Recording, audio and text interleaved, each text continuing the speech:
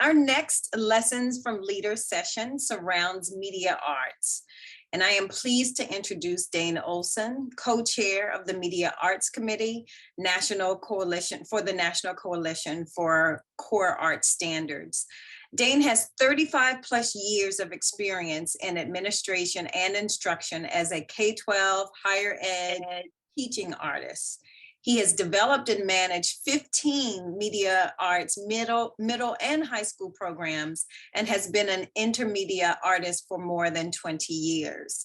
We're so happy that he has joined us to talk about how he's mobilizing the National Media Arts Education Initiative to establish media arts across the US. Welcome, Dain. Thank you so much. Really appreciate being here. I'm honored to be here and looking forward to this great conversation. I have served a number of leadership roles in developing and establishing and promoting media arts education. Thankfully, it's becoming a more familiar term now, media arts. It was not that familiar when we began this work really back in 2006 within LAUSD. It had been established a couple of places, but by now media arts should be fairly recognizable.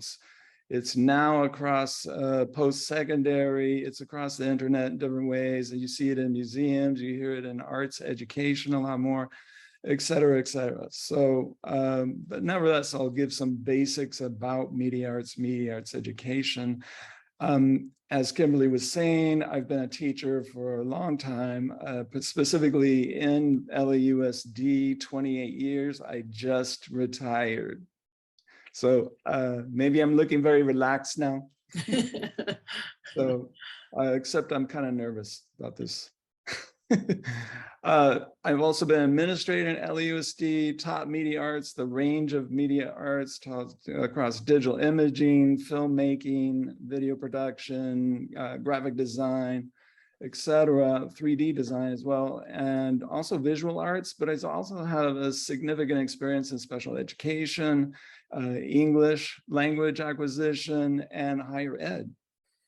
And so in LAUSD, I did lead the development and establishment there of this discipline as a separate subject area, primarily through standards, but also through defining, describing the discipline in a new way to really represent how it is now in our culture, this broad range of forms that we have.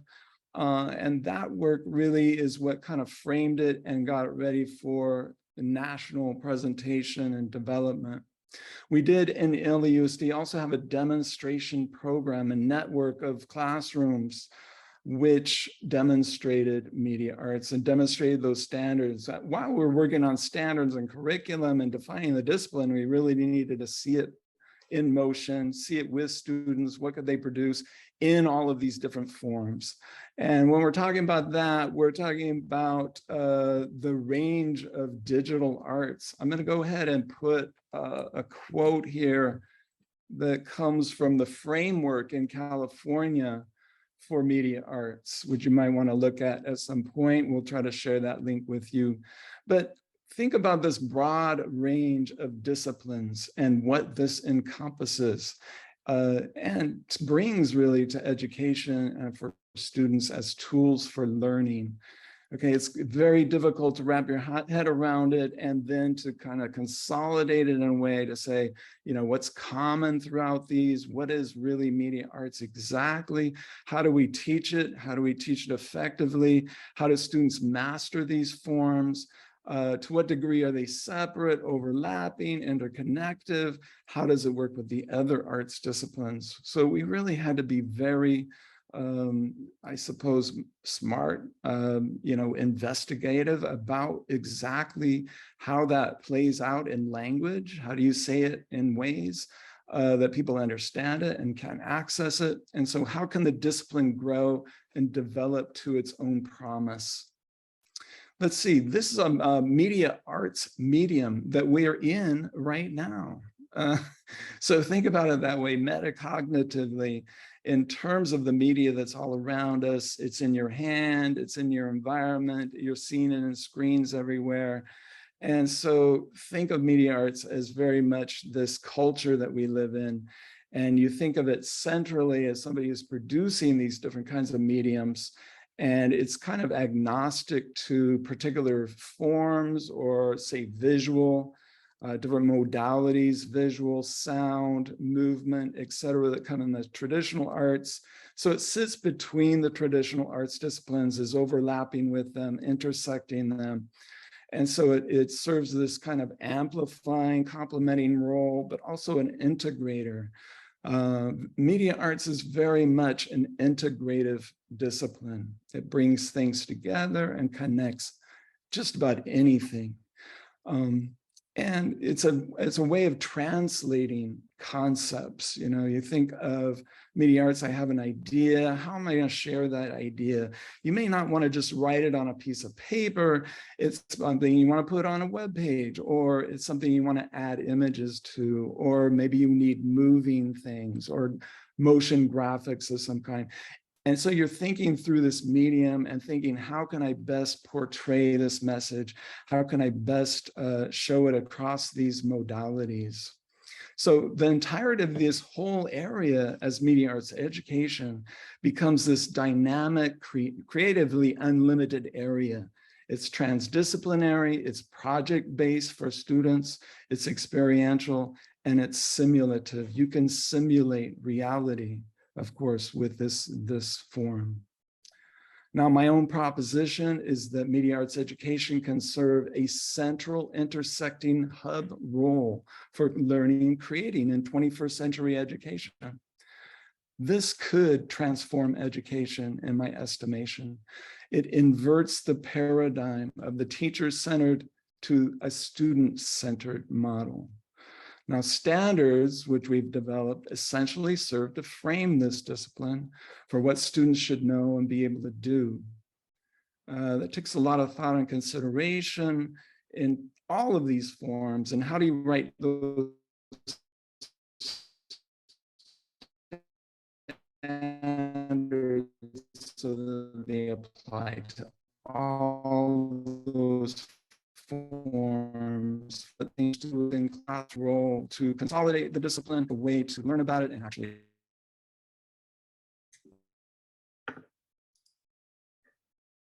So we're trying to simplify it in a great way using standards. Standards articulate this across grade levels, of course, but they also legitimize the discipline. We develop standards, you know, really as the first shot institutionally to give media arts grounding within the educational institution. It legitimizes it, it frames the discipline, structures it for teachers in a way they can understand and implement, and therefore it sort of systematizes the instruction. It therefore supports quality instruction and does not mandate instruction. Also, these standards at the national level are voluntary. So, you know, they're not implemented as must-dos. We have no authority over that. That's up to districts, that's up to states in order to implement that kind of a mandate for media arts or any subject area. Nevertheless, it gives us something to build on within the educational institution, which we're beginning to do nationally. So we have begun, not too long ago, the National Media Arts Education Initiative. About 6 months, really, we have just initially started that, which is to scale up this discipline everywhere, firmly establishment, and therefore to fulfill its promise for education. And right now we're starting to build the educator networks, media arts educators, let them know this is happening and invite them to join us and start building these networks. So that concludes my introduction, Kimberly. Okay. Thank you. And it also covered one of my questions because I knew that folks were really interested in hearing why this is an important initiative, why it mattered to you, and even giving us an update of where you are right now with the initiative. I would like to talk, though, a bit more about how you see media arts teachers as media literacy educators. I mean, that you see this as that we're all a part of the same community. And how are you actually communicating that to the rest of us who may not see that direct connection? How am I communicating that to you, namely, or to I everyone? think it's me and many others who might be interested in knowing that. Because I Yeah, think it's a nice connection and I appreciate that that's how you see this. But I think there are times that it's not a fairly understood connection that I think folks may be interested in hearing. sure. Media literacy is embedded within the standards. So if you look at the media arts standards, you'll see media literacy reiterated through a number of grade levels. So it's explicitly stated in the standards, media literacy, in quotes. So that's how it's embedded. It's embedded as one of the strands, which is in connect. And it's a place whereby we connect what we're doing in production with the larger world, with communities, with others, with social environments and contexts.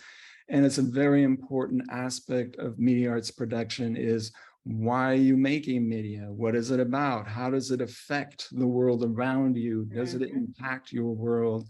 How does media impact you? It's kind of this back and forth between the student and the world at large. So media art literacy is a core aspect of instruction. It should be an everyday part of instruction in some way.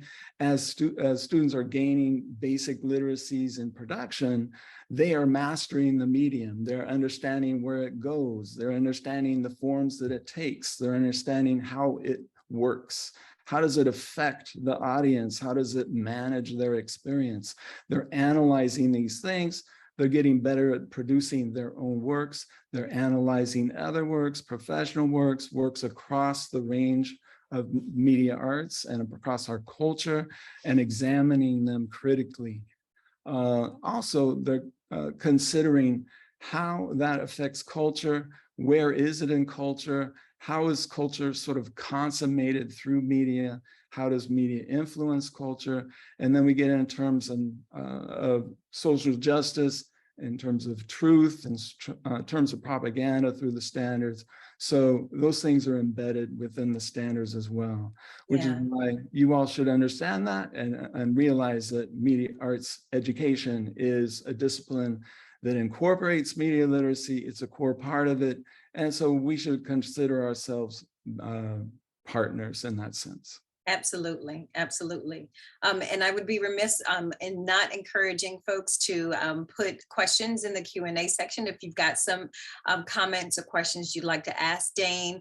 But while we are waiting to see if there are additional questions, I did want to ask also that, how do you navigate when your constituents have different interests and desires and ways in which they are looking at this movement and how we should move forward? Well, one way you can think about it from our perspective is that media arts is new to the territory of arts education. And you're talking about a very broad range of practitioners there, and educators and leaders and constituents who are supportive of arts education, the whole community of arts education.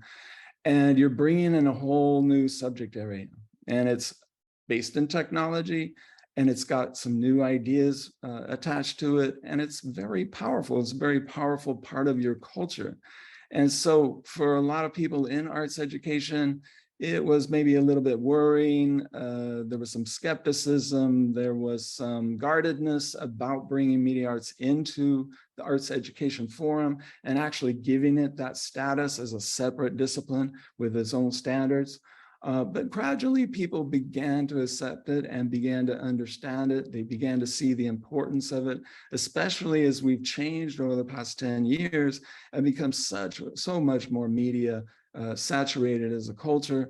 I think that we've become to appreciate its status within education. So in that sense, you understand that arts education has this kind of fraction perspective of media arts education. Yeah. resistance, limiting oppositions, they tend to come from kind of a regressive form of thinking, deficit thinking, you could think of it, territorial thinking.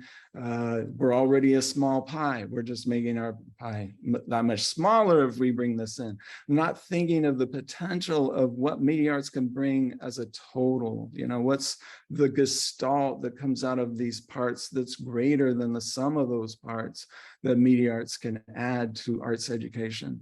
So I think that's beginning to be understood there. And I think that's a notion that you might want to think about, is how do you bring whatever is sort of dividing you, creating any kinds of oppositions or conflicts or limiting ways of looking at things, is how can you bring this to higher ground in some way that's a little more aspirational.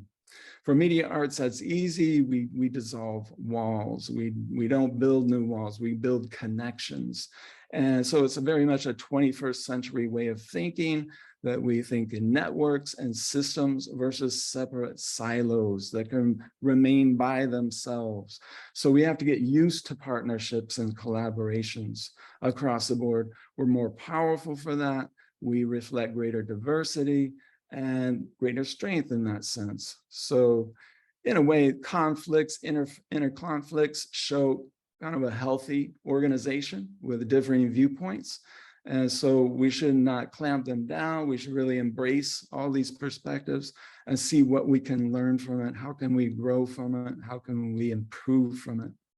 Internally within media arts education, you know, we are at our inception as an organization. We're not even a formal organization at this point. We're more of a coalition of interested people. Internally, we haven't had a lot of opportunity for disagreement. So we've really started getting to know each other, know that other media arts teachers have been through similar experiences, and really enjoying that part of it and getting to know each other, and therefore not isolated like we have been for decades. Yeah, I first I want to say, Dain, that you are preempting so many of the questions that I have, but also those in the audience that are raising for us about some of the pros and cons of how we situate media arts. And what I enjoy hearing about your response to that particular question is the notion that we are in the 21st century where interdisciplinarity is key. It's the only way that many of our disciplines will probably thrive. And I'm speaking from an academic perspective, but I'm also thinking about from the perspective of trying to reach students, that we know that this generation, this 21st century student is looking for so much more and not wanting to be in the silos that you talked about, and that they do see and desire to observe how these connections are made across disciplines. And so even though there are a number of us who are still holding on to the silos and operating separately to say, oh, that's a different discipline or a frill discipline, what we know in order to reach our students is that we've got to do more of this integrative interdisciplinarity and talking to each other and finding ways to give them as much information as they so desire. Mm-hmm. Yeah, I agree with that. Yeah. So then can you talk about what you've learned from your failures and even accomplishments thus far in this whole notion of a coalition that is pulling together to do some of this great work? Well, just having standards and a new subject area and having that adopted across the US, it's now in 26 states and growing. That's been a great success. That's a major accomplishment. It has.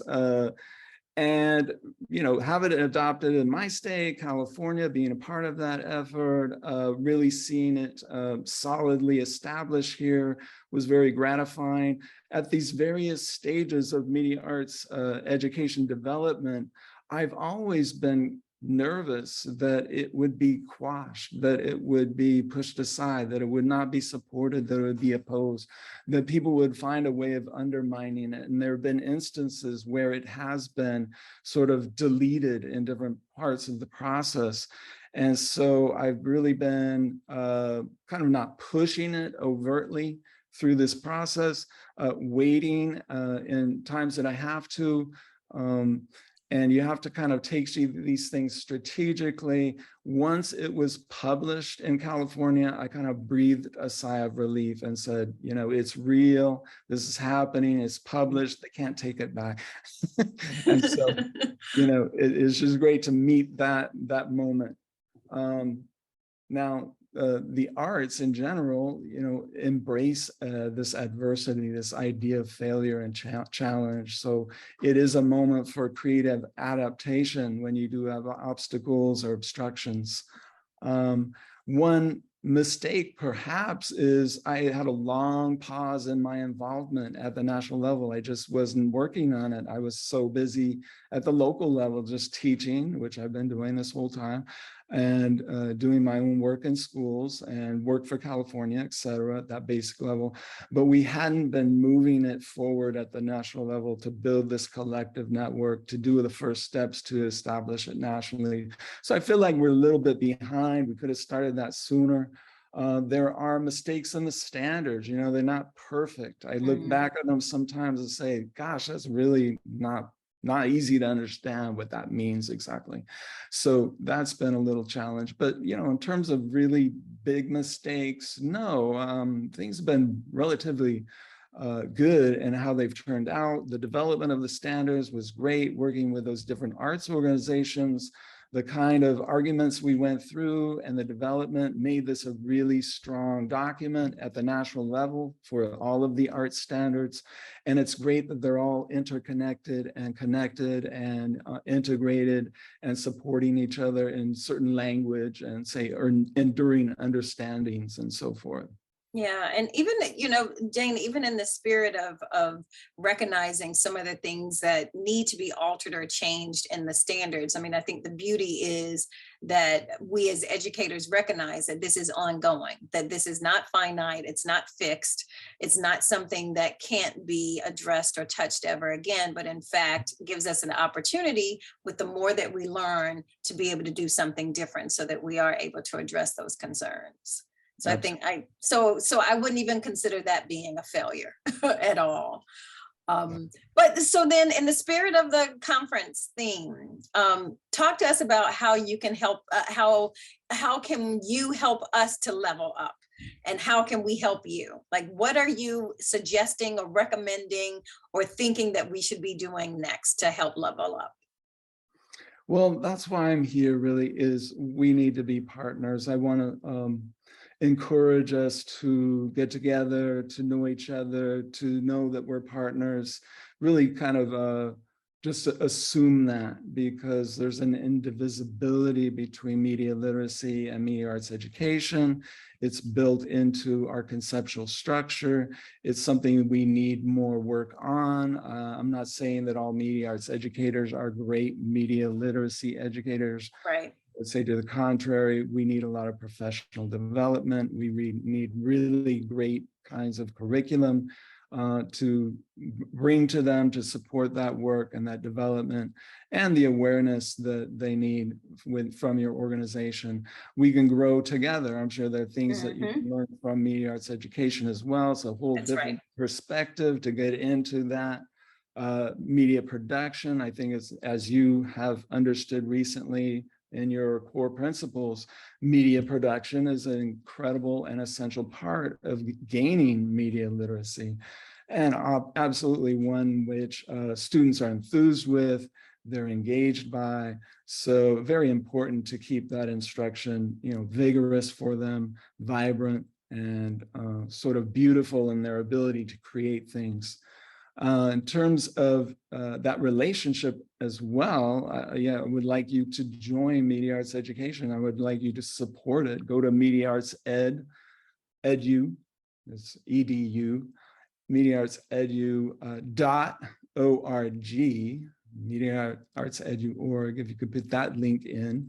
Yep, And go there and check it out, and you can sign on and sign up there to be a part of it, to support it. You can read our document for our Media Arts Education Initiative across the country and see whether or not you agree with it. You can certainly contact me and comment on anything, give feedback on it.